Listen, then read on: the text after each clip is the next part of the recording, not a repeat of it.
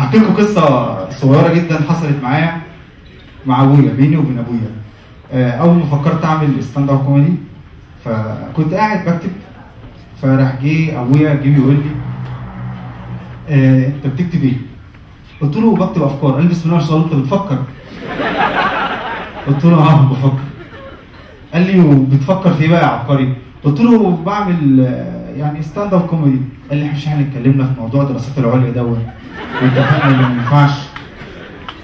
قلت له لا يا بابا ده مش دراسات عليا ولا حاجه، الستاند اب كوميدي ده فن. قال لي فن؟ قلت له فن بحضر يعني ماتيريال وبقوله قدام الجمهور وبتاع. لقيته بيضحك ضحكه عفريت علاء الدين. فقلت له انت فهمت؟ قال لا ما فهمتش. قلت له بيضحك على ايه؟ قال لي بضحك على منظرك وتقف قدام الناس والناس تضحك عليك. قلت له ده المطلوب. قال لي يا محبوش عاوز الناس تضحك عليك؟ قلت له لا انا طالع اضحك الناس. قال لي طيب في جمهور بيجي للستاند اب كوميدي؟ قلت له اه في جمهور بيجي للستاند اب كوميدي، واقول لك تعالى اتفرج عليا. قال لي انت مجنون انا اتفرج عليك؟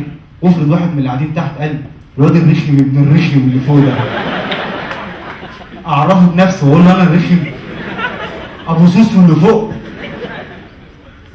قلت له طب تعالى نخش على اليوتيوب ونتفرج على يعني ستاند اب كوميدي امريكي.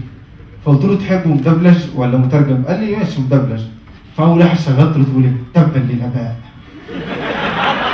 انهم جميعا كاذبون وكانوا دائما يقولون لنا انهم متفوقون ولكنهم كانوا يتبولون في سروالهم.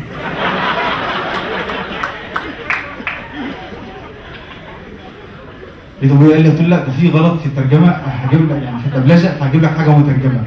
شغلت له مقطع مترجم، فلقيت واحد يقول ما اجمل ان يصاب اباك بالزهايمر.